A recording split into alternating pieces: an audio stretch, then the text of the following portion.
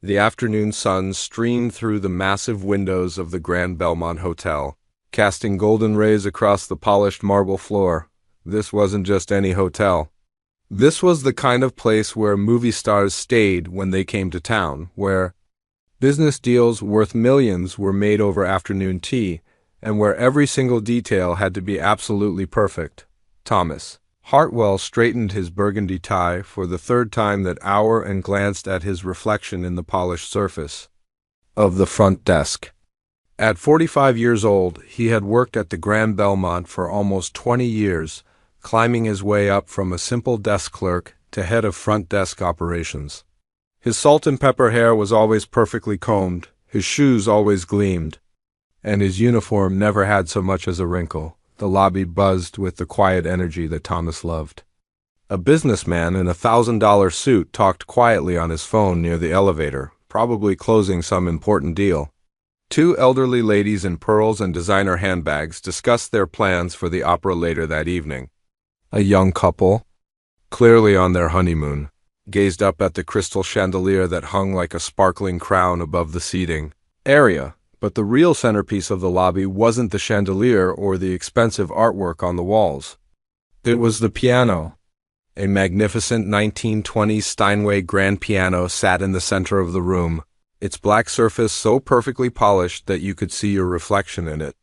The piano had been in the hotel since it opened nearly a century ago, and Thomas treated it like it was made of pure gold. Every morning, Thomas personally inspected that piano. He checked for dust, fingerprints, or any sign that someone had touched it without permission. The hotel had a professional pianist who played during dinner service, but other than that, the instrument was strictly off-limits to guests. Thomas had made that very clear to every employee who worked there. The Grand Belmont wasn't like other hotels. Their guests expected luxury, and Thomas made sure they got it. The lobby always smelled faintly of expensive cologne and fresh flowers.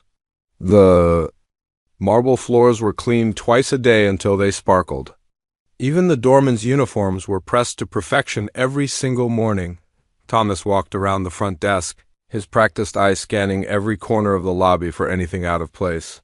He noticed that one of the throw pillows on the leather sofa was slightly crooked and immediately went to fix it. Details mattered here.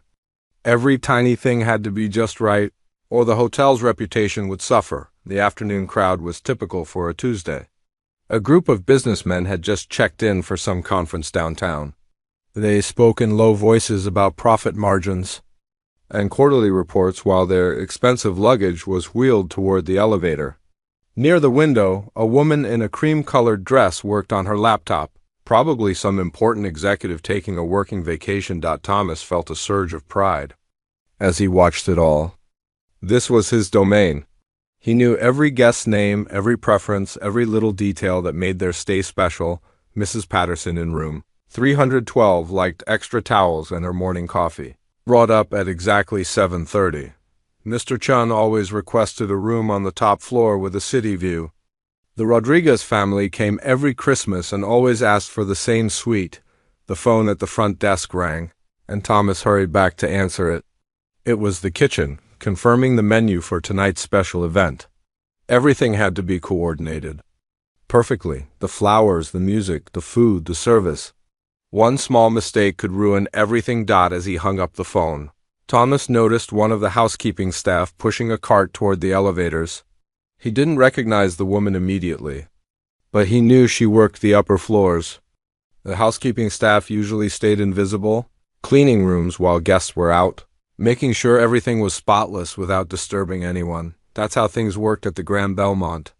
Everyone had their place, and everyone knew the rules. The front desk staff dealt with guests. The housekeepers cleaned rooms. The kitchen staff prepared meals. And absolutely nobody touched the piano except the professional musician they hired for special occasions. Thomas glanced at his watch. In a few hours, the dinner crowd would start arriving. The pianist would come in around 6 to warm up for the evening performance. Until then, the piano would sit there in all its glory, untouched and perfect, just the way Thomas liked it. A delivery man came through the front door, carrying flowers for the front desk. Thomas supervised as the arrangement was placed just so, making sure it didn't block anyone's view of the beautiful lobby. Even something as simple as a flower delivery required his attention to detail. The Grand Belmont had been Thomas's whole world for so long that he couldn't imagine working anywhere else.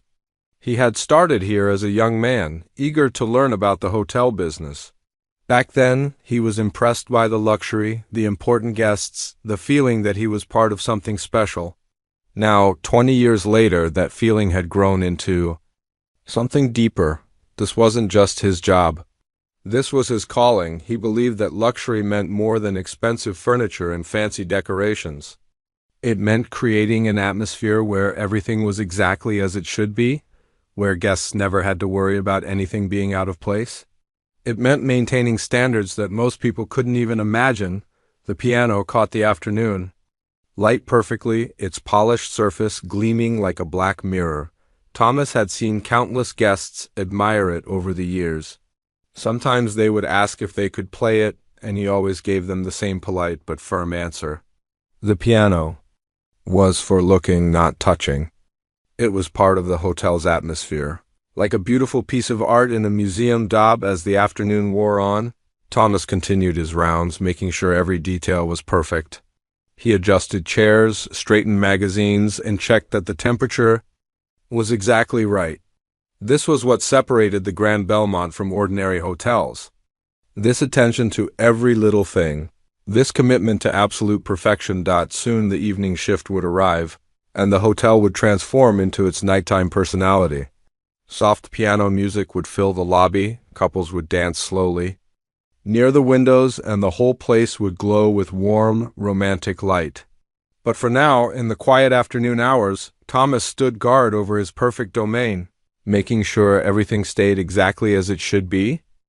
3 floors above the pristine lobby, Maria Gonzalez pushed her cleaning cart down the carpeted hallway, moving with the quiet efficiency that had kept her employed at the Grand Belmont for the past 3 years. At 38, she had learned to move through the hotel like a shadow, completing her work without disturbing the guests or drawing attention to herself. Maria's hands, roughened by years of cleaning supplies and hard work, carefully dusted each picture frame along the corridor. She took pride in her work, even if nobody ever noticed the small details she attended to. The baseboards that she wiped down every day, the light switches she polished until they gleamed, the way she arranged the towels in perfect thirds in every bathroom. This job meant everything to her because it meant everything to her daughter. Sophia sat cross-legged on the floor near the elevator, her school backpack beside her, working quietly on her homework. At 12 years old, she had learned to be patient. During these school break days when she had to accompany her mother to work, the regular babysitter had gotten sick, and Maria couldn't afford to miss a day of work. Single mothers didn't have that luxury. The little girl looked up from her math problems and watched her mother work. Sophia had been coming to the hotel with Maria since she was small, and she knew all the rules. Stay quiet, don't touch anything, don't bother the guests, and absolutely don't go down to the lobby unless it was an emergency. Maria had explained these rules carefully, and Sophia understood why they mattered. Her mother's job was precious, and Sophia never wanted to do anything that might put it at risk. Maria had been working since she was 16, but the Grand Belmont was the best job she'd ever had. The pay was decent, the managers were mostly fair, and they even offered health insurance after 6 months. When Sophia had gotten pneumonia 2 years ago, that insurance had saved them from financial disaster. Maria still remembered sitting in the hospital waiting room, holding the insurance card in her shaking hands, knowing that without this job, she never could have afforded her daughter's treatment. Before the Grand Belmont, Maria had worked at a small motel near the highway. The pay was terrible, the hours were unpredictable, and there were no benefits. She used to clean rooms that hadn't been properly maintained in years, dealing with problems that should have been fixed long ago. But she did the work anyway, because Sophia needed food and clothes and school supplies. Everything Maria did was for Sophia. Every early morning when the alarm went off at 5:30, every aching back at the end of a long day, every time she had to smile politely when a guest complained about something that wasn't her fault. It was all worth it because Sophia was brilliant, and Maria was determined to give her daughter opportunities she never had. Sophia was the kind of kid who asked questions about everything. Why do some hotel rooms cost more than others? How do they keep the marble floors so shiny? What makes the elevator go up and down? Maria loved answering these questions, even when she was tired. Her daughter's curiosity reminded her that there was wonder in the world, even in the middle of their everyday struggles. But Sophia's biggest passion was music. It had started when she was 7 years old and heard piano music coming from their neighbor's apartment. Mrs. Chun, an elderly woman who lived next door, had been a piano teacher before she retired. When she learned that Sophia was fascinated by the sound, she offered to give the little girl lessons in exchange for help with grocery shopping and other errands. That old upright piano in Mrs. Chun's tiny apartment became Sophia's whole world. Every day after school, she would rush to complete her homework so she could practice. Her fingers, now calloused from hours of practice, had learned to move across those worn keys with increasing skill and confidence. Mrs. Chun always said that Sophia had a gift. She doesn't just play the notes, the old woman would tell Maria. She understands the music. That's something you can't teach. But lessons and practice time weren't enough anymore. Sophia needed a real piano and real training, and opportunities that cost money Maria simply didn't have. Sophia dreamed of attending music school someday. She had seen videos online of young pianists performing in concert halls, their fingers flying across the keys of beautiful grand pianos. She imagined what it would feel like to play on an instrument like that, to hear her music fill a large room instead of being confined to Mrs. Chun's small apartment. Maria knew about her daughter's dreams, and it broke her heart that she couldn't do more to help. She had looked into piano lessons at the community center, but even the reduced-rate programs were beyond their budget. A used piano for their tiny apartment would cost thousands of dollars they didn't have. Sometimes Maria lay awake at night, calculating and recalculating their expenses, trying to figure out how to make Sophia's dreams possible. Today was different from their usual routine. Sophia's school had an unexpected break due to a teacher training day, and Maria had no choice but to bring her daughter to work. She had spoken to her supervisor, who grudgingly agreed as long as Sophia stayed out of sight and didn't cause any problems. "Remember what we talked about?" Maria whispered to Sophia, as they rode the service elevator up to the guest floors that morning. "You stay on this floor with me. No wandering around, no exploring. The people who stay here pay a lot of money and they expect everything to be perfect and quiet." Sophia nodded seriously. She understood that her mother's job was important, and she never wanted to do anything that might get Maria in trouble. She had brought extra homework to keep herself busy and a book she was reading about famous composers.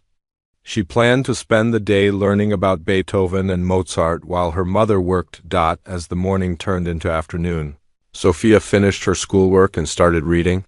She learned about how Beethoven continued composing even after he lost his hearing, and how Mozart wrote his first symphony when he was only 8 years old. These stories filled her with inspiration and made her fingers itch to play. She looked at her hands, studying the calluses on her fingertips that Mrs. Chun said were the mark of a serious musician. Sophia was proud of those calluses. They proved that she was willing to work hard for something she loved. Every blister, every sore finger, every hour of practice was bringing her closer to becoming the pianist she dreamed of being. Maria worked steadily through the afternoon, cleaning each room with the same careful attention she gave every day. She changed sheets, scrubbed bathrooms, vacuumed carpets, and restocked towels and toiletries. It was physical work that left her tired, but she had learned to find satisfaction in doing it well. Every so often, she would check on Sophia, who sat patiently in the hallway with her books and papers spread around her. The little girl never complained about these long days, never asked to go home early, never made her mother feel guilty about the situation. Sophia understood that they were a team, and teams looked out for each other. As the afternoon wore on, Maria could see that Sophia was getting restless. The book about composers lay closed beside her. and she was staring down the hallway toward the main elevators with a curious expression. Maria recognized that look. It was the same expression Sophia got when she heard piano music and wanted to investigate where it was coming from. Sophia closed her book about famous composers and stretched her legs, which had gotten stiff from sitting on the carpeted floor for so long. Her mother was deep inside one of the guest rooms, and Sophia could hear the distant sound of the vacuum cleaner. She knew Maria would be busy for at least another 20 minutes, maybe longer if the guests had left the room particularly messy. The hallway felt quiet and a little lonely. Sophia had finished all her homework and read 3 chapters about Mozart's childhood. Now her mind was full of stories about beautiful music and grand concert halls, and sitting still was becoming harder by the minute. She stood up and walked to the window at the end of the hallway, looking down at the busy street below. People hurried along the sidewalk, probably heading home from work or running errands. Cars moved slowly through the afternoon traffic. It was a normal Tuesday in the city, but Sophia felt restless in a way that had nothing to do with being cooped up indoors. The stories she had been reading about young musicians filled her head with melodies, and her fingers unconsciously moved as if she were playing Mrs. Chung's old piano. Sophia had promised her mother she would stay on this floor, and she always kept her promises. But as she stood by the window, she remembered something. This morning, when they had taken the service elevator up from the basement entrance where hotel employees entered, she had caught a glimpse of the main lobby. Just for a second through the briefly opened elevator doors, she had seen something that made her heart skip. It was a piano, not just any piano, but a grand piano. A real, honest-to-goodness grand piano like the ones she had seen in the videos. Mrs. Chung showed her of famous concert halls. Sophia had only caught a glimpse, but the image had stayed in her mind all day. She kept thinking about what it would look like up close, what the keys would feel like under her fingers, what kind of sound would come from such a magnificent instrument. The vacuum cleaner was still running in the guest room. Sophia walked to the door and listened carefully. Her mother's voice drifted out as she hummed a little tune while she worked. Maria always hummed when she was focused on a task, and Sophia knew this meant she would be occupied for a while longer. Sophia looked toward the main elevator at the end of the hall. She knew she wasn't supposed to leave this floor, but she also knew that her mother had said not to bother the guests or cause any problems. What if she just took a quick look? What if she rode the elevator down to the lobby, just for a minute? Just to see the piano up close? She wouldn't touch anything. She wouldn't bother anyone. She would just look and then come right back up. The idea grew stronger in her mind with each passing second. Sophia had been thinking about that piano all day, imagining what it would be like to see a real grand piano in person. Mrs. Ching had told her stories about the great pianos of the world, about how each one had its own unique voice and personality. What would this one sound like? What would the keys feel like? Sophia gathered her courage and walked quietly to the elevator. She pressed the button and waited, her heart beating faster than usual. When the doors opened, she stepped inside and looked at the button panel. The lobby was on the ground floor. All she had to do was press the button, take a quick look, and come right back up. Her mother would never even know she had left. The elevator descended smoothly, and Sophia watched the floor numbers change. 5th floor, 4th floor, 3rd floor. With each floor that passed, her excitement grew. She was finally going to see a real grand piano up close. Not in a video or a picture, but in real life. The elevator doors opened, and Sophia stepped into the Grand Belmont's lobby. Her breath caught in her throat. The place was even more beautiful than she had imagined. Marble floors gleamed like mirrors. Crystal chandeliers sparkled overhead, and everything looked like something from a fairy tale. But none of that mattered to Sophia, because there, in the center of it all, was the piano. It was absolutely magnificent. The black surface was so perfectly polished that it reflected the light from the chandeliers like a dark mirror.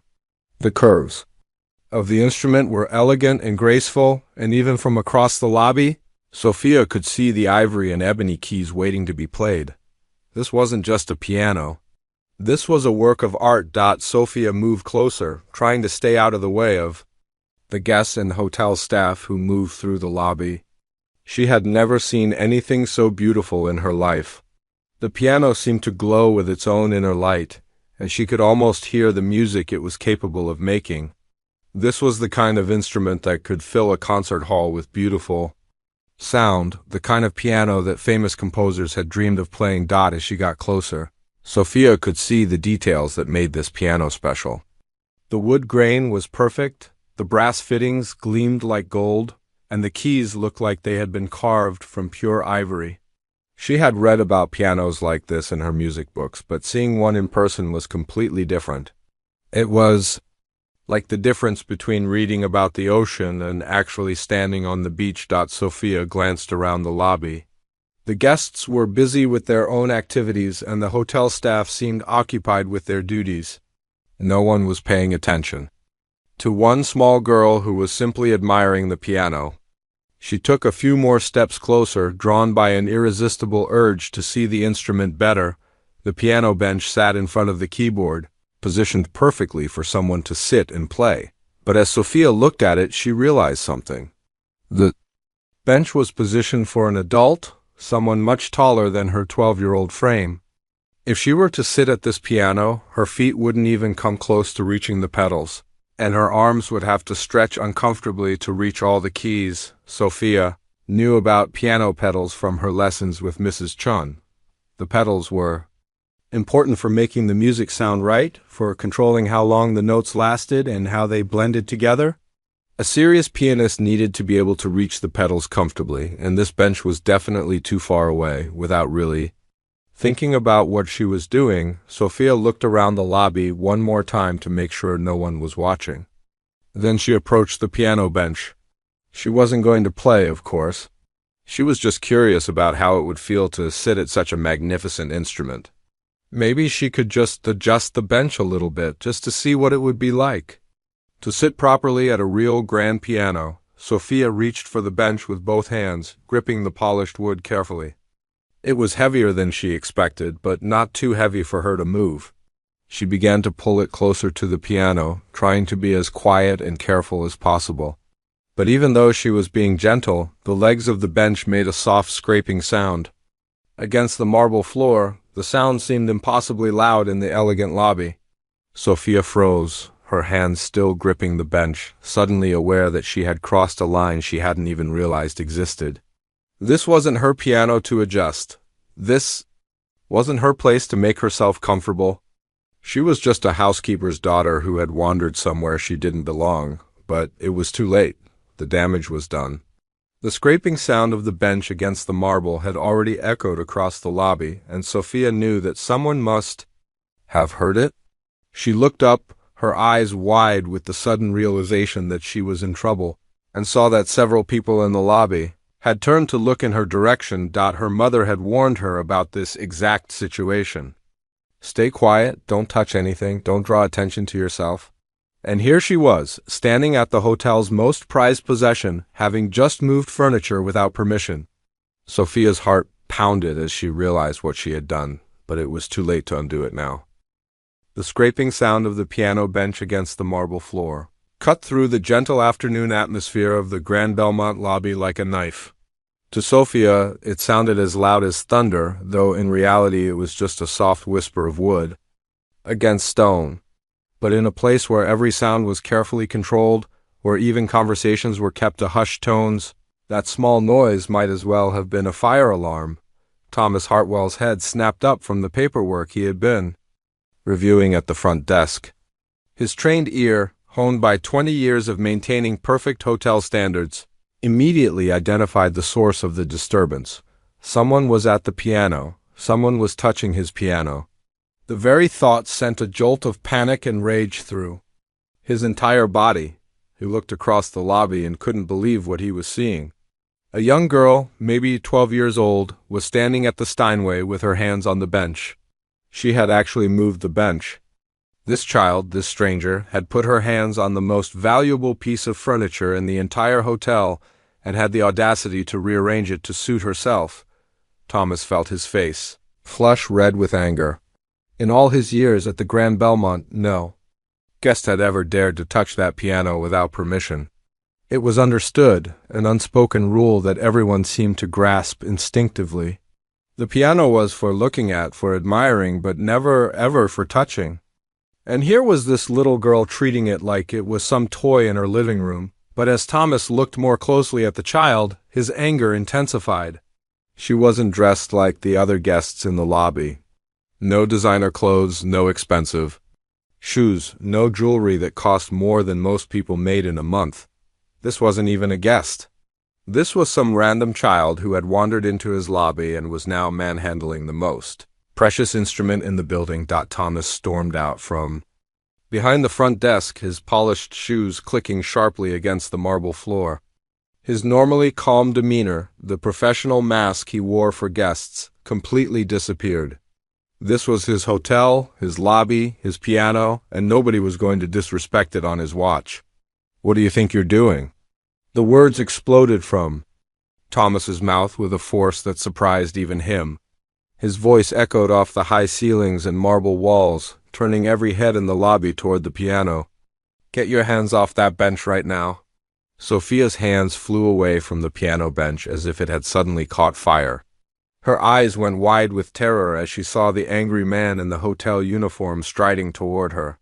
She had never been yelled at like that before, never had someone speak to her with such fury and disgust.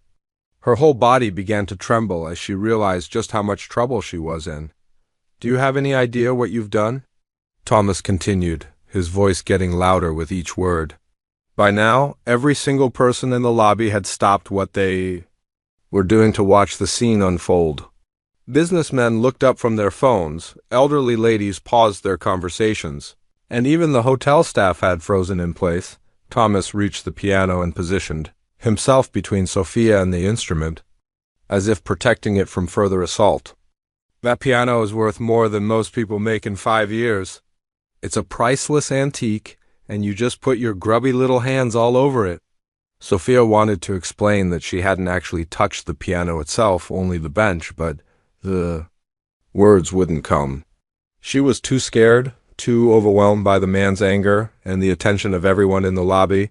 She could feel dozens of eyes staring at her, judging her, and she wished she could disappear into the floor. "Where are your parents?" Thomas demanded, looking around the lobby as if expecting some wealthy guest to claim this misbehaving child. "What kind of people let their kid run wild in a place like this? Do you have any idea where you are? This isn't some playground." The businessman near the elevator lowered his phone, watching the confrontation with obvious discomfort. The elderly ladies by the window whispered to each other behind their hands. A young couple who had been admiring the chandelier now stared at Thomas with expressions of shock and disapproval. But Thomas was too angry to notice the change in atmosphere, too focused on his outrage to see that his behavior was making the guests uncomfortable. "I should call security right now," Thomas continued, his voice carrying across the entire lobby. "I should have you thrown out of here for vandalism. That bench is positioned exactly where it needs to be, and you have no right to move it. Number? Right at all." Sophia's eyes filled with tears, but she blinked them back. She wanted to run away, wanted to hide, but she couldn't move. Her feet felt frozen to the marble floor, and all she could do was stand there while this angry man continued to shout at her. Meanwhile, 3 floors above, Maria had finished vacuuming the guest room and was gathering her supplies to move to the next one. The afternoon was going smoothly, and she was actually ahead of schedule. She glanced at her watch and realized she hadn't checked on Sophia in almost half an hour. Her daughter was responsible and always stayed where she was supposed to, but Maria liked to look in on her regularly just to make sure everything was okay. Maria stepped out of the guest room and looked down the hallway where she had left Sophia. With her books and homework, the spot was empty. The backpack was still there, the books were scattered around, but Sophia was nowhere to be seen. A cold fear gripped Maria's heart. Sophia never wandered off, never. She was the most obedient child Maria had ever known, always following rules, always staying exactly where she was told to stay. If Sophia wasn't in the hallway, something must be wrong. Maria dropped her cleaning supplies and hurried toward the main elevator, pressing the call button repeatedly as if that would make it arrive faster. Her mind raced through possibilities. Maybe Sophia had gone to the bathroom. Maybe she had gotten scared and gone looking for her mother. Maybe she was just around the corner somewhere, still on the same floor. But as the elevator descended and Maria heard the faint sound of raised voices coming from the lobby, she knew exactly where her daughter was and exactly what had happened. The elevator doors opened and Maria stepped into a nightmare. There was Sophia, standing small and terrified in front of the hotel's grand piano, while the head desk clerk towered over her, his face red with anger, his voice echoing through the lobby. As he continued his tirade, "This is exactly the kind of behavior that ruins a hotel's reputation," Thomas was saying, gesturing wildly at the piano. "We have standards here, we have rules. And little brats like you need to learn that there are consequences for not following them." Maria rushed across the lobby, her heart breaking as she saw the fear in her daughter's eyes. "Sophia!" she called out, and the little girl turned toward her mother's voice with obvious relief. "Is this your daughter?" Thomas whirled around to face Maria, his anger now directed at her. "Do you work here? Because if you do, you should know. Better than to let your child run around touching things that don't belong to her." "I'm so sorry," Maria said, reaching Sophia and putting a protective arm around her daughter's shoulders. She wasn't supposed to leave the floor. "Sophia, what happened? What are you doing down here?" "She moved the piano bench," Thomas said before Sophia could answer. "She put her hands on hotel property and moved it without permission. That bench is positioned exactly where it needs to be for our professional pianist, and this child just decided to rearrange our furniture like she owns the place." Maria felt her face burn with embarrassment and shame. She looked around the lobby and saw all the guests watching, their faces showing everything from curiosity to disgust to pity. This was her worst nightmare, the thing she had always feared would happen. Her daughter had caused a scene, drawn attention to them, and now everyone in this elegant hotel knew that they didn't belong here. "She's just a child," Maria said quietly, trying to keep her voice steady. "She didn't mean any harm. She loves music, and she was probably just curious about the piano." "Curious?" Thomas's voice went up another octave. "This isn't a museum where children can satisfy their curiosity. This is a luxury hotel where people pay premium prices for a perfect experience. And that perfect experience doesn't include having random children rearranging our furniture." By now, even the hotel staff had stopped their work to watch the confrontation. Bellhops stood frozen with luggage in their hands. Desk clerks pretended to shuffle papers while obviously listening to every word, and even the doorman had stepped inside to see what was causing such a commotion. The lobby had become a stage, and Thomas was putting on a show that made everyone uncomfortable. But he was too angry to stop, too invested in proving his point to realize that his behavior was reflecting poorly on the hotel he claimed to be protecting. Maria's hand tightened gently on Sophia's shoulder as she tried to pull her daughter away from the piano and the angry man who continued to berate them. "Come on, sweetheart," she whispered urgently. "Let's go back upstairs. I need to finish my work, and you need to stay out of trouble." Sophia felt her mother's gentle pressure guiding her toward the elevator, and her feet began to move automatically. This was what she always did. When adults were angry, when situations became uncomfortable, when her mother needed her to be invisible, Sophia disappeared. She followed rules, stayed quiet, and never caused problems. It was safer that way. It was what good daughters did, but as she took those first few steps away from the piano, something strange happened inside Sophia's chest. It wasn't fear this time, or embarrassment, or the desperate wish to become invisible. It was something else entirely. Something that felt warm and strong and completely unfamiliar.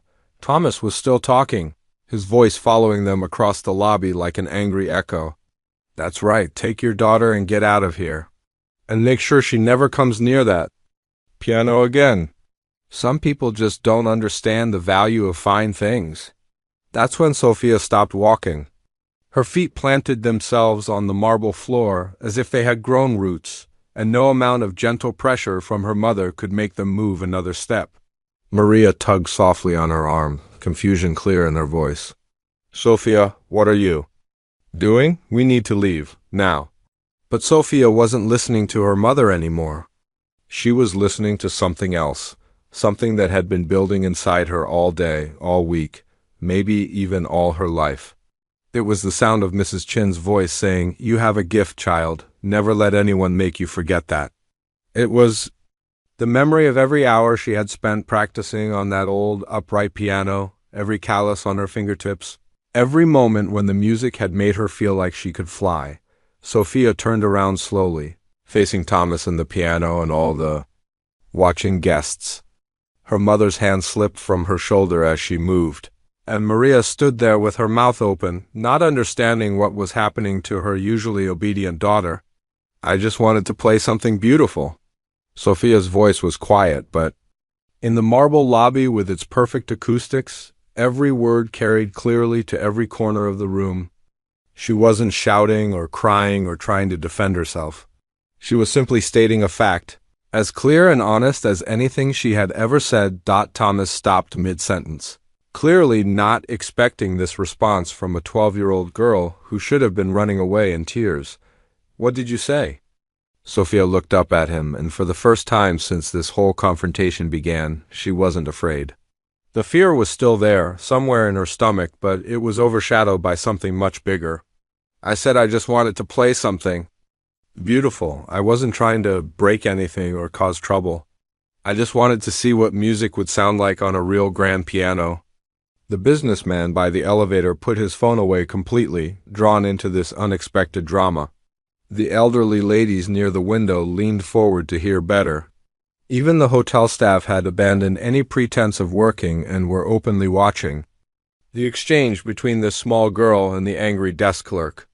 "You wanted to play?" Thomas's voice was full of disbelief and condescension. "Do you have any idea what it takes to play a piano like this? This isn't some toy you can bang on like a child.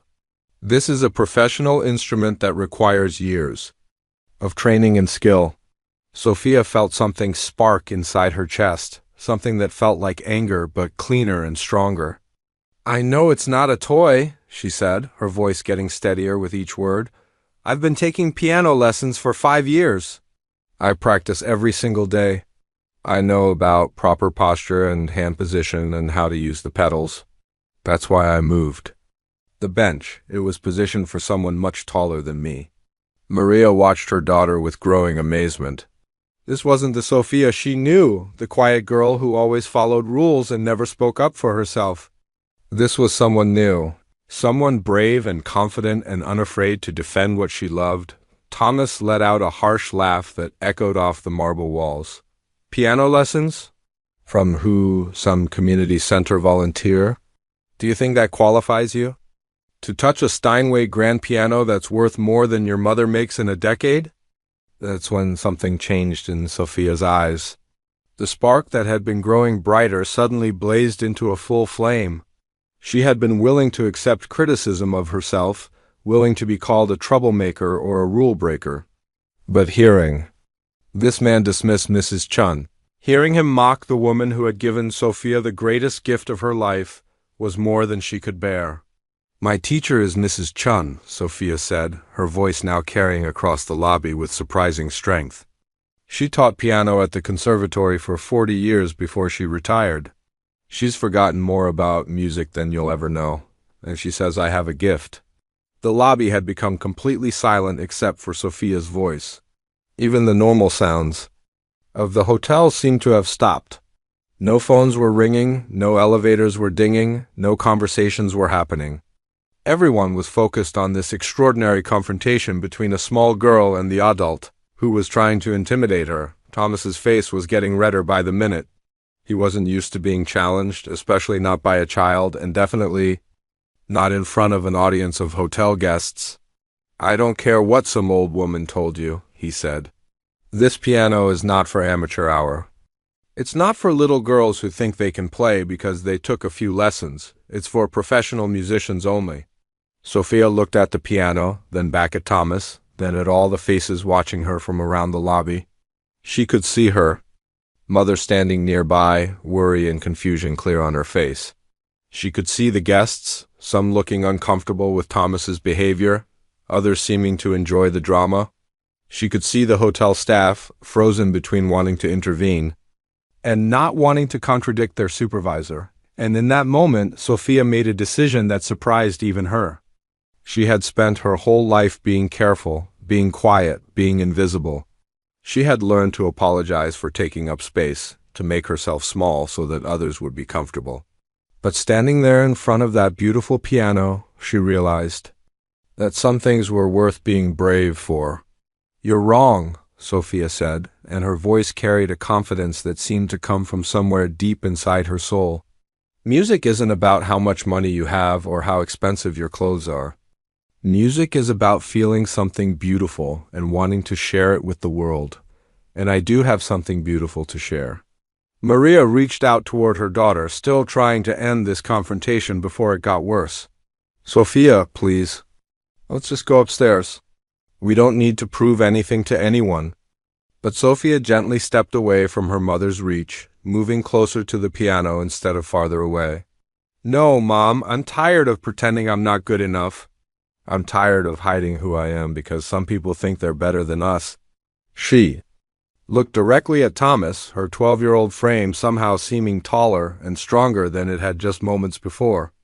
"You want to know if I can really play this piano? You want to know if I'm qualified to touch something so precious? Then let me show you." Thomas was so shocked by her boldness that for a moment he was speechless. This wasn't how these situations were supposed to go. Children were supposed to be intimidated by adult authority, especially when that adult was clearly their social superior. They weren't supposed to stand up for themselves or make demands or act like they had any rights at all. "You think you can just walk in here and perform like this is your personal concert hall?" he finally managed to say. "This isn't a talent show. This is a luxury hotel with paying guests who expect a certain level of sophistication." Sophia looked around the lobby at all the watching faces. She could see curiosity in some of them, skepticism in others, but also something that looked like hope. Maybe they wanted to see what would happen when someone small and brave decided to stand up to someone big and mean. Maybe they were tired of watching people get pushed around for no good reason. "Then let me give them sophistication," Sophia said, turning toward the piano bench. "Let me show them what real music sounds like." Sophia walked toward the piano bench with steady steps, her heart pounding so hard she was sure everyone in the lobby could hear it, but her hands weren't shaking anymore. The fear that had gripped her just minutes earlier had transformed into something else entirely.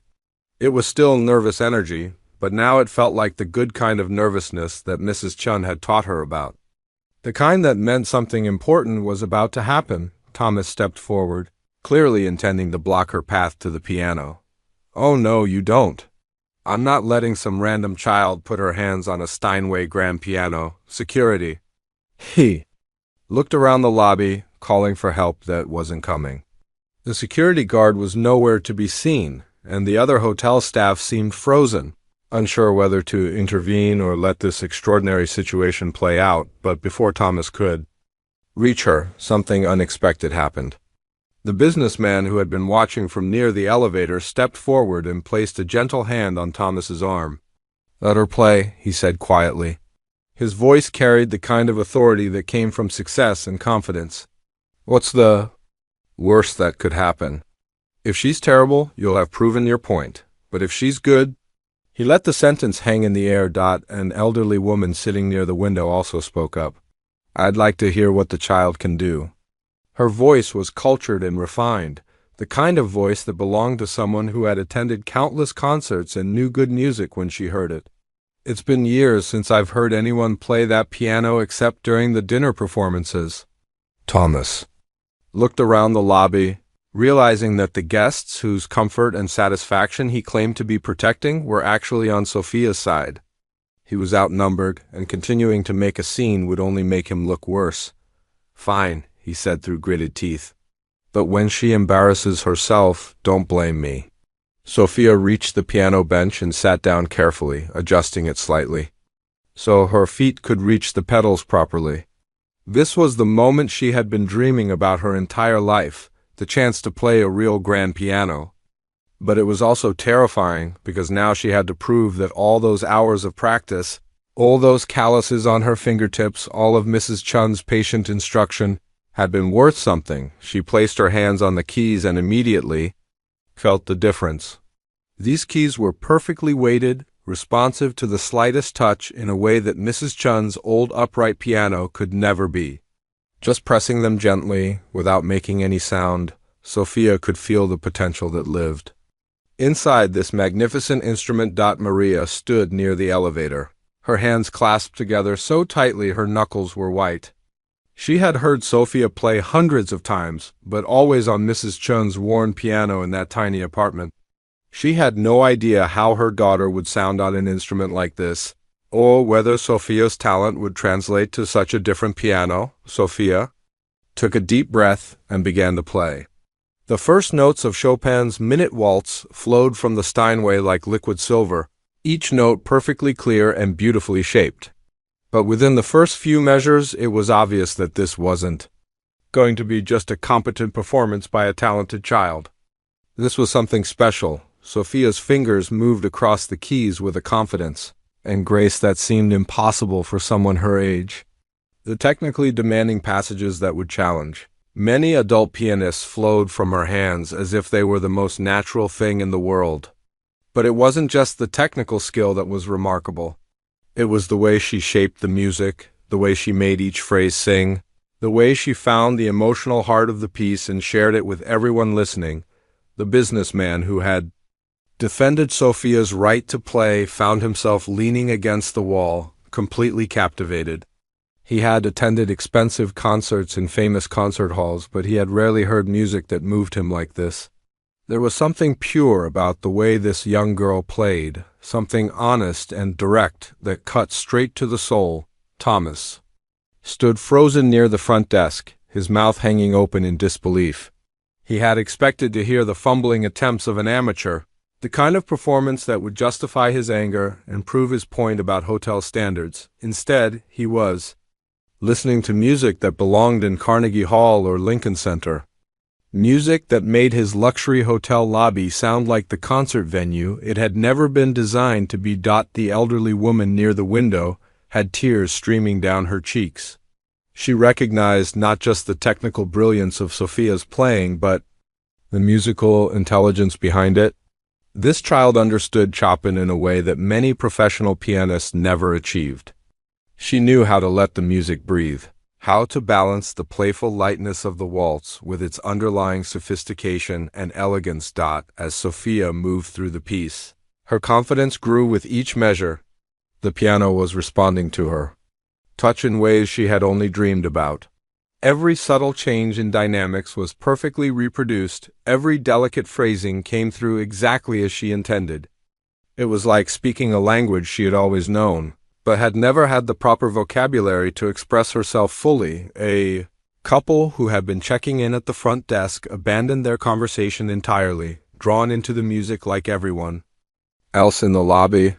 The woman nudged her husband and whispered, "Is that child really playing that?" But her husband was too mesmerized to answer. Sophia reached the most technically challenging section of the piece, where the right hand plays rapid scales while the left hand maintains the waltz rhythm. It was a passage that required not just finger dexterity but perfect coordination between both hands. Mrs. Chun had worked with Sophia on this section for months, breaking it down measure by measure until Sophia could play it smoothly. But on the Steinway, with its perfect action and crystalline tone, the passage sounded even more brilliant than Sophia had imagined possible. Her right hand flew across the keys in a cascade of notes that seemed to sparkle in the afternoon light streaming through the lobby windows. The left hand provided a steady, elegant foundation that never wavered or rushed, no matter how fast. The right hand moved. Maria felt her eyes fill with tears as she listened to her daughter play. She had always known Sophia was talented, but hearing her on this magnificent piano, in this beautiful setting, made her realize for the first time just how gifted her child really was. This wasn't just a hobby or a pleasant way to spend time after school. This was Sophia's calling, her true voice, the thing she was meant to do with her life. Hotel staff who had been pretending to work now, stood openly watching and listening. Bellhops set down their luggage, desk clerks stopped shuffling papers, and even the maintenance crew emerged from the back hallways, drawn by the sound of music unlike anything they had ever heard in the Grand Belmont. As Sophia approached the final section of the piece, she made a choice that surprised even her. Instead of simply finishing the waltz as written, she added her own subtle touches to the ending. A slight ritardando here, a gentle emphasis on a particular melodic line there. These weren't random changes or showing off. They were musical decisions. That came from her deep understanding of the piece and her desire to make it even more beautiful. The final notes rang out in the lobby, hanging in the air like something precious that no one wanted to let go.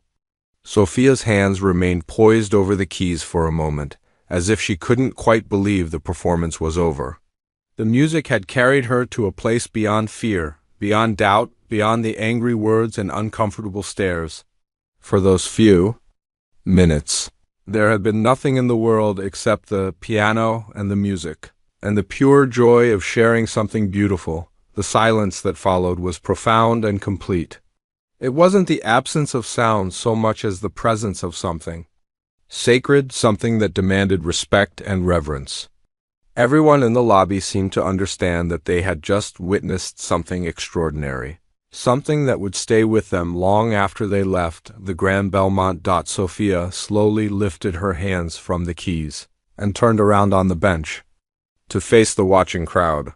Her cheeks were flushed, her eyes bright with the exhilaration of having played her best performance ever. She looked at her mother first, seeing the pride and amazement on Maria's face, then at Thomas, whose expression had changed completely from anger to something approaching awe. The spell was finally broken when the elderly woman near the window began to clap. Her applause started slowly, reverently, but it quickly grew stronger and was joined by others throughout the lobby. The businessman clapped enthusiastically. The young couple applauded with obvious delight, and even some of the hotel staff began to clap, but it was the look on Thomas's face that told Sophia she had truly succeeded in proving herself. The man who had been so certain that she had no right to touch his precious piano now stared at her as if he was seeing her for the first time. The applause that had started with the elderly woman near the window gradually faded away, leaving behind a silence that felt completely different from the tense quiet that had filled the lobby. During Sophia's confrontation with Thomas, this wasn't uncomfortable silence or awkward silence or the kind of silence that begged to be filled with words. This was the kind of silence that comes after something profound has happened. When people need time to process what they've just experienced, Sophia remained seated at the piano bench, her hands now resting in her lap, looking around at all the faces staring back at her. Just minutes ago, those same faces had been watching a scene of conflict and embarrassment. Now they looked at her with something that felt like wonder, like they couldn't quite believe what they had just heard. The businessman near the elevator was the first to break the spell. He walked slowly toward the piano, his steps careful and deliberate, as if he was approaching something sacred. When he reached Sophia, he crouched down so he could look her in the eye. "Young lady," he said, his voice soft with genuine awe, "that was absolutely extraordinary.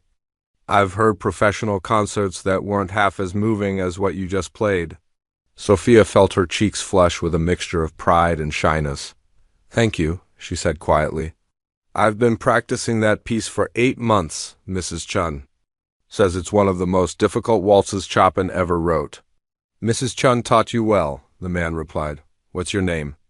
"Sophia," she answered, glancing over at her mother, who still stood near the elevator with tears streaming down her face. The businessman stood up and extended his hand for a formal handshake.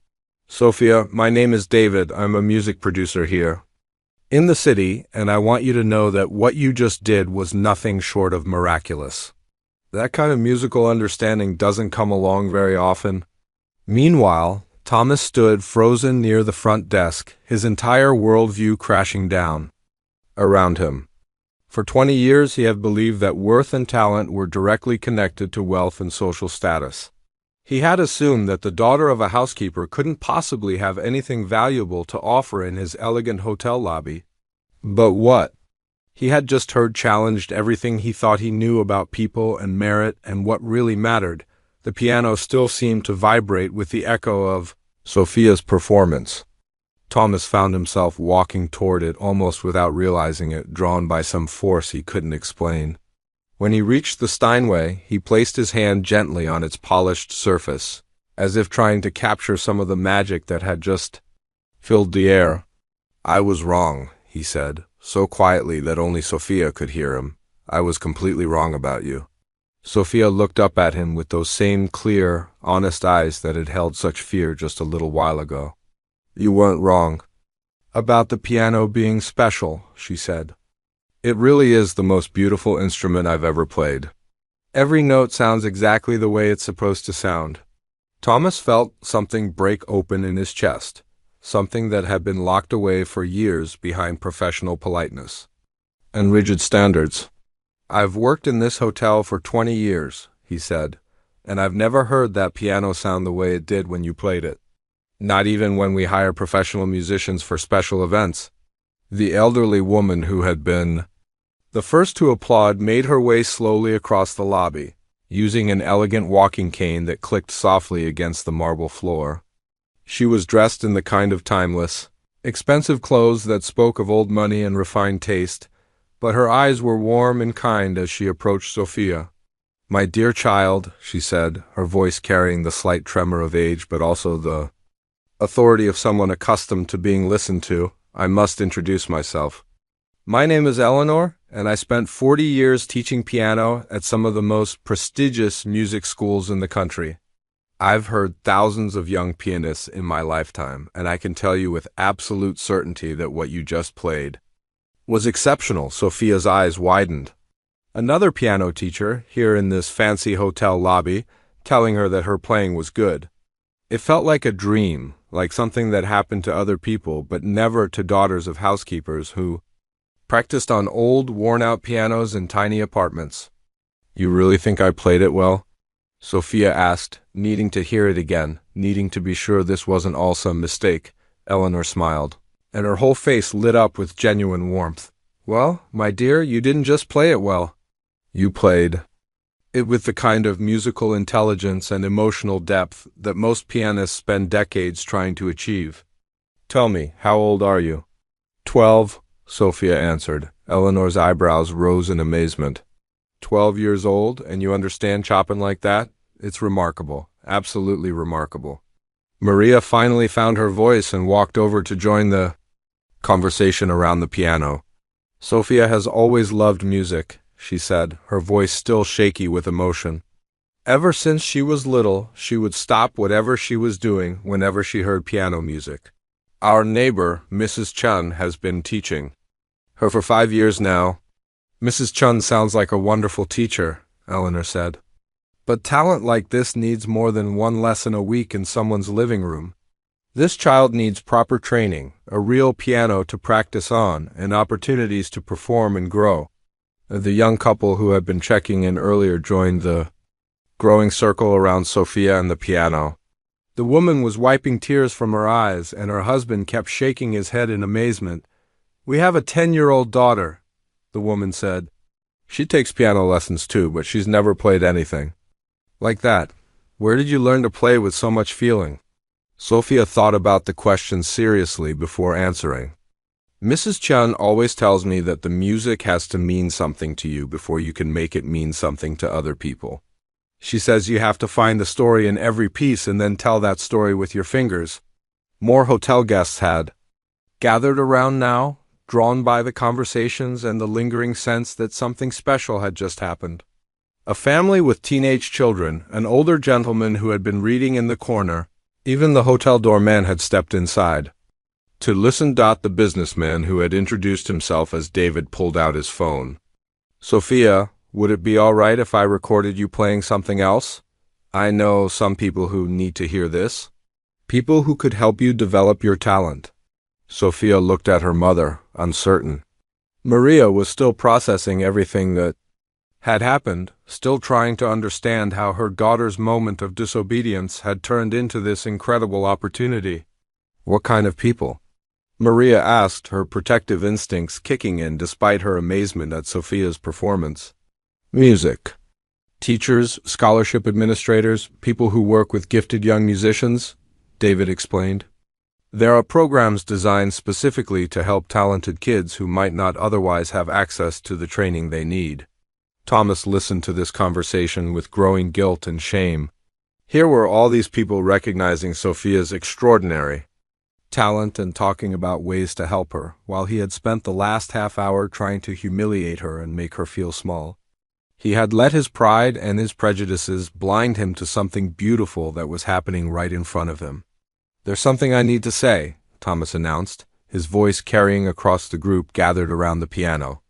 Everyone turned to look at him, and he felt the weight of their attention. Some of them had watched him berate Sophia, and he knew he needed to make this right. "I owe Sophia and her mother an apology," he said, his voice steady but filled with genuine remorse. "I was wrong to speak to them the way I did. I let my concern for hotel property override my basic human decency, and that's inexcusable." He looked directly at Sophia, who was still sitting on the piano bench, watching him with those clear, thoughtful eyes. "Sophia, you have a gift that I was too stubborn and too prejudiced to recognize. I'm sorry for trying to make you feel like you didn't belong here. After what I just heard, I think you belong here more than any of us." The lobby had filled with more people now, as word of Sophia's performance spread through the hotel. Staff members who had heard the music from other floors had found excuses to come down to the lobby. Even some guests who had missed the actual performance had been drawn by the unusual gathering around the piano. Sophia looked around at all these faces, all these people who had stopped their busy lives to listen to her music and to talk about her future. An hour ago, she had been sitting quietly in a hallway, trying to be invisible, trying not to cause any trouble. Now, she was the center of attention in this beautiful hotel lobby, surrounded by people who believed in her talent and wanted to help her succeed. "I just wanted to play something beautiful," she said again, echoing the words that had started this whole extraordinary sequence of events. "I never imagined it would lead to all this." Eleanor reached over and gently patted Sophia's hand. "Beautiful music has a way of opening doors, my dear. And sometimes those doors lead to places we never dreamed we could go." The crowd around the piano continued to grow as more hotel guests and staff members were drawn to the extraordinary scene unfolding in the Grand Belmont's lobby. What had started as a confrontation between an angry hotel clerk and a frightened child had transformed into something that felt like a celebration. Though nobody had planned it that way, Eleanor.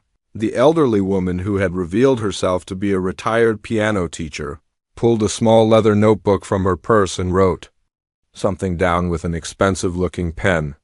"Sophia, dear," she said, tearing out the page and handing it to the girl, "this is my phone number and address. I want you and your mother to call me tomorrow. We need to discuss your musical education." Sophia took the piece of paper with trembling hands, hardly daring to believe what was happening. "You want to teach me?" she asked, her voice barely above a whisper. "I want to do more than teach you," Eleanor replied with a warm smile. "I want to help you reach your full potential. You have the kind of talent that comes along once in a generation, and it would be a crime to let it go undeveloped." Maria stepped closer, still overwhelmed by the turn of events. "Mrs. Please call me Eleanor." "And you must be Sophia's mother? I can see where she gets her strength and grace." "Eleanor," Maria continued, "I appreciate your kindness, but I have to be honest with you. We can't afford private lessons with someone of your qualifications. We barely manage to pay for Sophia's current lessons, and those are only because our neighbor gives us a discount." Eleanor waved her hand dismissively. "My dear, at my age, money is the least important thing in the world. What matters is making sure that beautiful music continues to exist in the world. Sophia's talent is a gift that belongs to all of us, and I consider it my privilege to help nurture it." David, the music producer, had been talking quietly on his phone during this exchange. Now he hung up and rejoined the conversation with obvious excitement. "I just spoke with the director of the youth music program at the conservatory," he said. She wants to meet Sophia as soon as possible. They have scholarship programs for exceptionally talented students. And after what I just heard, I'm confident Sophia would qualify. Sophia looked back and forth between these two adults who seemed determined to change her life. An hour ago, she had been just another invisible kid trying not to cause trouble for her hard-working mother. Now, suddenly, she was being offered opportunities. That had seemed impossible just that morning. There's something else, David continued, turning to address Thomas, who had been standing quietly nearby, still processing his own transformation. I think Sophia should perform here regularly. This hotel has never had a resident young pianist, and after what just happened, I think your guests would love it.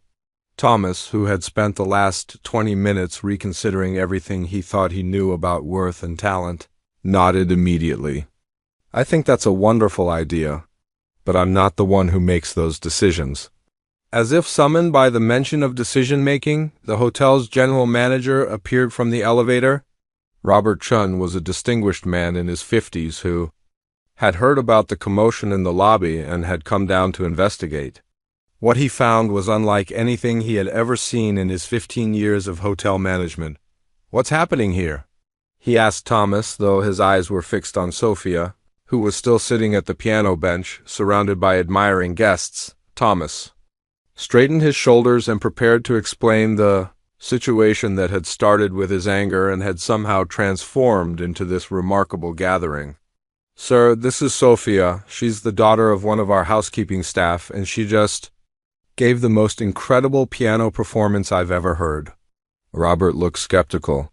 He had heard Thomas's opinions about maintaining hotel standards, and he couldn't imagine what had caused such a dramatic change in his usually rigid front desk manager. A performance? She played Chopin's Minute Waltz, said the businessman named David, stepping forward to introduce himself. I'm David Rodriguez, and I produce music for several major recording labels. What this young lady just did was nothing short of extraordinary. Eleanor also stepped forward, her aristocratic bearing immediately commanding respect. I'm Eleanor Whitfield, formerly of the Eastman School of Music. I taught piano for 40 years, and I can assure you that Sophia's talent is exceptional. Robert's expression changed as he recognized the significance of these endorsements. The Grand Belmont prided itself on attracting distinguished guests, and here were two clearly accomplished people singing the praises of a 12-year-old girl. You be willing to play something for me, Sophia? Robert asked gently, crouching down to her level the way David had done earlier. Sophia looked at her mother, who nodded encouragingly despite her own nervousness about how much attention her daughter was receiving. What would you like me to play? Whatever you're most comfortable with, Robert replied. Sophia thought for a moment, then placed her hands on the keys again. This time she chose a piece that was shorter but even more emotionally complex than the Chopin Waltz. It was Debussy's Clair de Lune, a piece that Mrs. Chun had taught her to play not with her fingers but with her heart. The haunting melody flowed from the Steinway like moonlight made audible. Every note was perfectly shaped, every phrase breathed with natural musicality that couldn't be taught. The lobby became completely silent again as Sophia's interpretation of one of classical music's most beloved pieces filled the air with pure beauty. When she finished, Robert Chun stood up slowly, his expression one of complete amazement. In 30 years in the hospitality industry, he said, I have never heard anything like that. Sophia, how would you feel about performing here once a week? We could arrange it for Sunday afternoons when families come for our special brunch service. Sophia's eyes went wide. You want me to play here? For real guests? Every week? I want you to share your gift, Robert replied. Music like yours deserves to be heard, and our guests deserve to experience something truly special. Maria felt tears streaming down her face again. Her daughter was being offered opportunities that would have been unimaginable just hours before. Are you sure? She asked. Sophia is still just a child, and she has school and homework and ... We'll work around her school schedule, Robert assured her. And there would be compensation, of course. This would be a paid performance opportunity. The family with teenage children who had been listening nearby stepped forward. The father, a well-dressed man with kind eyes, extended his hand to Maria. I'm James Peterson. And this is my wife, Linda. We run a foundation that provides music education scholarships to talented young people who need financial assistance. Linda Peterson smiled warmly at Sophia. We'd like to talk with you and your mother about setting up an education fund to support Sophia's musical development. What she just played tells us that she has the potential to achieve great things with the right support. Sophia looked around at all these faces, all these adults, who had stopped their busy lives to listen to her music and to offer her help. It felt like a dream, but it was really happening. Just by being brave enough to sit down and play something beautiful, she had opened doors she hadn't even known existed. Thomas stepped forward one more time, having found the courage to make one final gesture of atonement. Sophia, he said, I know I don't deserve to ask anything of you after the way I treated you earlier. But would you consider letting me arrange for that piano to be tuned regularly? I want to make sure it always sounds perfect when you play it. Sophia smiled at him, and in that smile, Thomas saw the kind of forgiveness he hadn't expected to receive. I'd like that very much, she said. And Mr. Thomas? Thank you for protecting the piano so well. It really is beautiful. As the afternoon wore on and the impromptu gathering in the lobby finally began to disperse, Sophia remained at the piano bench for a few more minutes, her hands resting on the keys that had changed her life. Eleanor had promised to call the next day to arrange lessons. David had given Maria his business card and promised to help connect Sophia with the right people in the music world.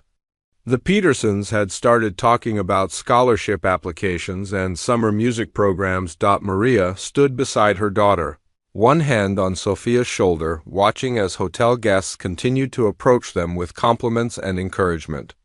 Some asked for Sophia's name so they could request her performances when they returned to the hotel. Others shared stories of their own children's musical interests, inspired by what they had witnessed. How do you feel, sweetheart? Maria asked her daughter. Sophia looked up at her mother with eyes that sparkled with joy and possibility. I feel like I finally found my voice, she said. All those years of practicing, all those dreams that seemed too big. It turns out they weren't too big after all. As they finally gathered their things to return to the upper floors so Maria could finish her work, Sophia turned back to look at the piano one more time. Tomorrow, Eleanor would begin teaching her advanced techniques and musical interpretation. Next week, she would perform for hotel guests as a featured artist rather than an intruder. Next month, she might be auditioning for scholarships and specialized music programs. But right now, in this moment, Sophia was simply a 12-year-old girl who had discovered that sometimes